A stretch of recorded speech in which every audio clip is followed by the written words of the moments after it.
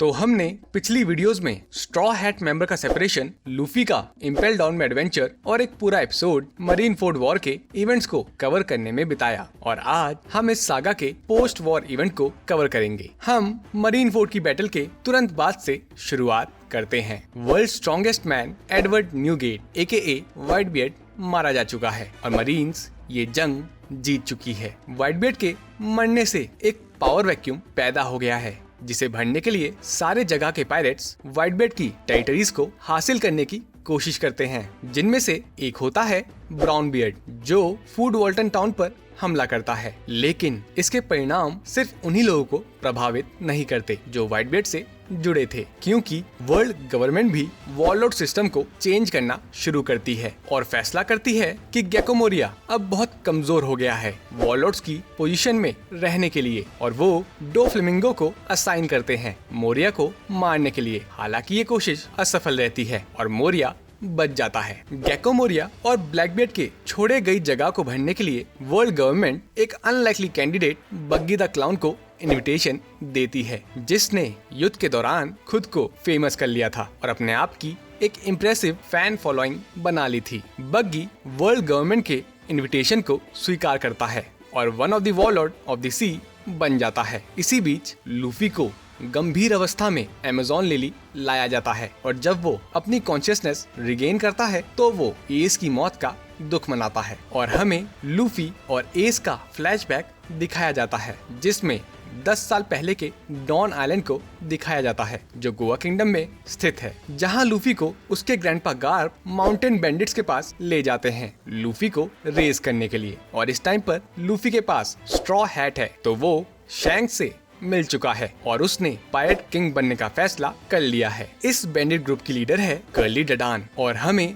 वहां पर पोर्टगस D S भी देखने को मिलता है, जिसे गाप ने अडॉप्ट कर लिया था अपने राइवल और एस के पिता गोल्ड डी रॉजर की रिक्वेस्ट पर, और उसको भी बैंडिट्स के पास छोड़ दिया था। अब Luffy being a charming boy, वो तुरंत कोशिश करता है एस से दोस्ती करने की, लेकिन एस उसके साथ कोई रिश्ता नहीं रखना चाहता था। लेकिन जैसा हम सब जानते हैं, लूफी जिद्दी है और आखिर में एक पकड़म पकड़ाई के खेल के बाद, जिसमें लूफी एस का पीछा करता है और एस लूफी से छुटकारा पाने की कोशिश करता है। लूफी को एस और एक और लड़का साबो मिलता है, लेकिन लूफी को ब्लू जैम पायरेट्स का एक मेंबर पोर्चेमी पकड़ लेता है और उससे एस और साबो के बारे में पूछता है, लेकिन लूफी उसे कुछ नहीं बताता, जिसकी वजह से पोर्चेमी लूफी को बहुत टॉर्चर करता है और शायद ये वन पीस के सबसे डार्क मोमेंट्स में से एक है। लेकिन एस और साबो लूफी को बचाने आ जाते हैं और इस सब की वजह से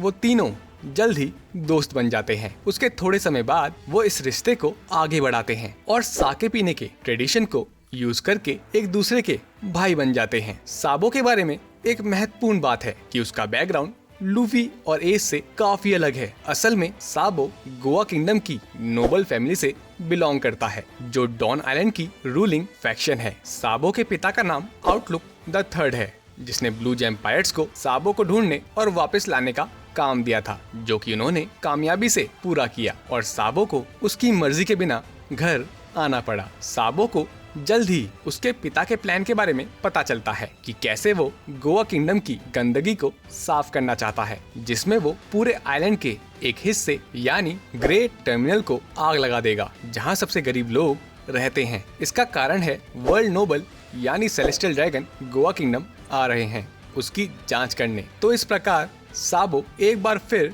घर से भाग जाता है, सबको चेतावनी देने के लिए। लेकिन बहुत देर हो चुकी थी, क्योंकि आग पहले ही शुरू हो गई थी, जिससे लूफी, एस और ब्लू जैम पायरेट्स आग के अंदर फंस जाते हैं। लेकिन साबो और कई सारे लोग मंकी डी ड्रैगन द्वारा बचाए जाते हैं, जो अपनी डेविल फ्रूट की पावर का इस्तेमाल करके ग्रेट टर्मिनल के लोगों के लिए सुरक्षित रास्ता बनाता है और उनमें से जो लोग रेवोल्यूशनरी आर्मी को ज्वाइन करना चाहते हैं उन्हें अपने ग्रुप में शामिल करता है। चलो वो सब तो ठीक है, लेकिन बार्थलम्यू कूमा ड्रैगन के साथ कर क्या रहा है, और मरीन फोर्ड वॉर में भी इवनकॉव कूमा को जानता था। तो मैं बताना चाहता हूँ कि बार्थोलोम्यू कुमा रेवोल्यूशनरी आर्मी का मेंबर है और वो वॉरलॉर्ड इसलिए बना ताकि वो वर्ल्ड गवर्नमेंट पर नजर रख सके। इससे एक और क्वेश्चन अराइज होता है कि कुमा ने सबऑर्डी में लूफी को गायब करने से पहले ये क्यों कहा था कि वो कभी नहीं मिलेंगे, जबकि वो मरीनफोर्ड वॉर में एक दूसरे से टकराते हैं। तो इसका जवाब भी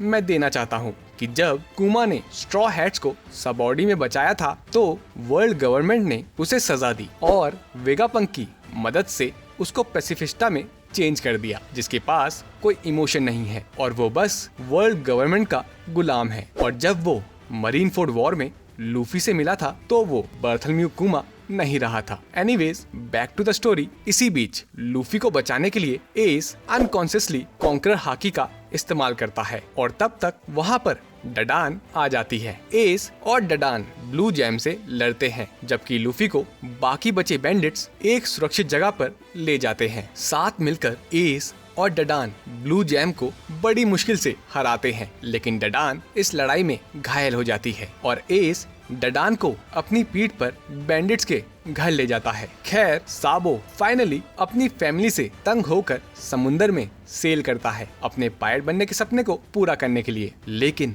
अफसोस शायद उसने सबसे बुरा समय और दिन चुना था ये करने के लिए, क्योंकि उस वक्त उसकी नाव वर्ल्ड नोबल के सामने आ जाती है, जिससे वर्ल्ड नोबल ऑफेंड होकर एक बजूका जैसी गन को सीधा साबो की तरफ चला देता है, जिससे हमें लगता है कि साबो मारा गया। स्पॉइलर अलर्ट, साबो जिंदा है। लेकिन ये बात लूफी और एस को पता नहीं थी। उनको लगा कि साबो सच्ची में मारा गया है और इस बात का उन पर बहुत गहरा असर पड़ा और एस लूफी से कहता है कि वो अपनी जिंदगी बिना किसी पछतावे के जिएंगे और उनकी जिंदगी में सबसे ज्यादा फ्रीडम होगी, जिसके कारण उनके कई दुश्मन बनेंगे और उनकी जिंदगी हमेशा खतरे में रहेगी, लेकिन वो आजाद होंगे। तब एस ने फैसला किया कि वो और लूफी जब 17 साल के होंगे तब वो अपनी पायलट जर्नी को शुरू करेंगे। एस के लिए समय जल्दी आता है और फिर बारी आती है लूफी की, जिसके बाद फ्लैशबैक खत्म होता है और हम प्रेजेंट में आते हैं जहां लूफी अभी भी एस की मौत को भूल नहीं पाया था और उसे गुस्सा आ रहा था कि उसकी कमजोरी की वजह से वो एस को बचाने में नाकाम रहा। लेकिन इस बार लूफी को संभालने के लिए उसके दोस्त या एस उसके साथ नहीं था, तो उसे संभालने का काम जिनबे ने किया। जिनबे लूफी को याद दिलाता है कि उसके पास अभी भी उसके दोस्त हैं जो उसका इंतजार कर रहे हैं। लेकिन लूफी की मुलाकात अपने दोस्तों से अभी नहीं होगी, क्योंकि इस टाइम पर रेलाई लिटरली तैर कर अमेज़न लिली पहुंचता है। भाई लेजेंड है वो और लेजेंड यही करते हैं, काम बेल्ट में तैरते हैं जो सी किंग से भरा पड़ा है। एनीवेज रेलाई के आइलैंड में आने के बाद ट्रफालगर लॉ वहां से चला जाता है और रेलाई लूफी को ट्रेनिंग देने का ऑफर करता है। लूफी ये ऑफर एक्सेप्ट करता है, जो कि एक कैटलिस्ट बनता है स्ट्रॉ हैट्स के 2 साल के हिएटस का, और ये मैसेज अपनी बाकी टीम को पहुंचाने के लिए लूफी, जिनबे और रेलाई मरीनफोर्ड जाते हैं। एस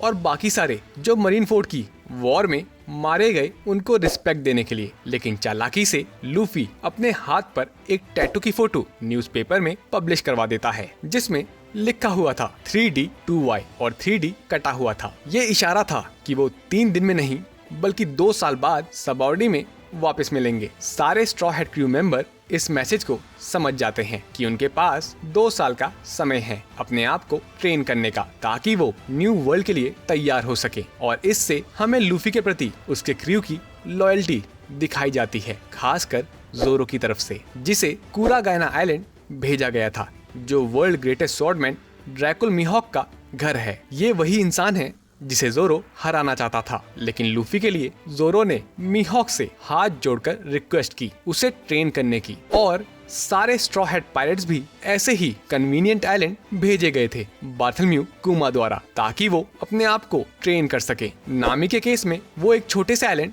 वेदेरिया भेजी गई थी, जहां वो वर्ल्ड के लीडिंग वेदर साइंटिस्ट के साथ वेदर के बारे में पढ़ाई करेगी, ताकि वो अपनी टेक्निक्स को और पावरफुल बना सके। उसॉप को बॉइन आर्किपेलागो पर भेजा गया था, जहां वो हेरेकल से मिला और उसॉप ने उससे बहुत सी खतरनाक लेकिन शक्तिशाली प्लान्स के बारे में सीखा, जो कि बहुत सारे काम और मुख्य रूप से लड़ाई में यूज किए जा सकते हैं। मुझे सांजी के लिए थोड़ा बुरा लगा क्योंकि उसको काम्बाका किंगडम भेजा गया था, जिसे ओकामा का देश कहा जाता है, जिसका राजा एम्पोरियो इवनकॉव है। आपको याद होगा वो इम्पेल डाउन और मरीनफोर्ड वॉर में लूफी के साथ था। वहाँ सांजी को 99 न्यू कामा कैंपो के गुरुओं को हराना था। हर गुरु के पास एक खास रेसिपी है जिससे एक स्पेशल डिश तैयार हो सकती है, जिसे यूज करके बॉडी के किसी भी पार्ट को इम्प्रूव किया जा सकता है। चॉपर को टोरिनो किंगडम, जो कि साउथ ब्लू में स्थित है, वहाँ भेजा गया। ये शुरुआत में दुनिया से पिछड़ा हुआ आइलैंड दिखाई देता है, लेकिन असल में यहाँ पर एक बहुत बड़ी लाइब्रेरी है जहाँ पर अलग अलग तरह के रेयर और एडवांस मेडिकल टेक्निक्स की किताबें हैं, जो कि एक एडवांस सिविलाइजेशन को बिलोंग करती हैं। रॉबिन की किस्मत शायद थोड़ी सी खराब थी, क्योंकि उसे टकीला वुल्फ के ब्रिज नेशन भेजा गया था, जहां टकीला वुल्फ का ब्रिज 700 साल से बन रहा है। रॉबिन के पहुंचते ही वहां उसे पकड़ लिया गया और गुलाम बना दिया गया, लेकिन बाद में रेवोल्यूशनरी आर्मी ने उसे बचाया और बोल्टिगो आने का ऑफर दिया, जहां वो 2 साल के लिए रेवोल्यूशनरी आर्मी के साथ रहेगी, जिसका लीडर लूफी का पिता मंकी डी ड्रैगन है। फ्रैंकी अपने आप को काराकुरी आइलैंड में पाता है, जो कि बर्थ प्लेस है वर्ल्ड गवर्नमेंट के लेजेंडरी साइंटिस्ट डॉक्टर वेगापंक का, और यहाँ उसे वेगापंक की 2 पुरानी लेबोरेटरीज मिलती हैं, जिसमें से एक तो वो गलती से ब्लास्ट कर देता है, लेकिन नो वरीज, क्योंकि वो इतनी इम्पोर्टेंट नहीं थी, और दूसरी लेबोरेटरी में वो अपनी बॉडी को मॉडिफाइड करता है। और फाइनली ब्रुक, जो अपने आप को सबसे अजीब सिचुएशन में पाता है, तो ब्रुक लैंड करता है एक कल्टिस्ट रिचुअल के बीच में, जिसकी वजह से वो लोग ब्रुक को सैटर्न मानकर उसकी पूजा करते हैं। उसके कुछ समय बाद लॉन्ग आर्म ट्राइब के लोग ब्रुक को किडनैप कर लेते हैं और उसे एक ट्रैवलिंग अट्रैक्शन बना देते हैं। इसी बीच ब्रुक अपने गानों पर काम करता है और हम आगे चलकर उसे एक ग्लोबल सुपरस्टार बनते हुए देखेंगे। As for the rest of the world, Sengoku fleet admiral की पोजीशन से रिजाइन कर देता है। स्मोकर और तशीगी न्यू वर्ल्ड में G5 मरीन को ज्वाइन करते हैं। जिनको नहीं पता, G5 मरीन नॉर्मल मरीन से थोड़ी सी ब्रूचुअल है। और वर्स्ट जनरेशन के मेंबर लूफी और जोरो के अलावा न्यू वर्ल्ड के सफर के लिए निकलते हैं, जहां वो एक से बढ़कर एक चैलेंजेस को फेस करते हैं। और अब बचा है लूफी, जो रेलाई के साथ रुसुकाना आइलैंड जाता है, जहां उसकी हाकी ट्रेनिंग शुरू होगी। तो मैं हाकी के बारे में थोड़ा ब्रीफली बताता हूँ। हाकी एक मिस्टीरियस पावर है जो हर लिविंग क्रिएचर के अंदर डोरमेंट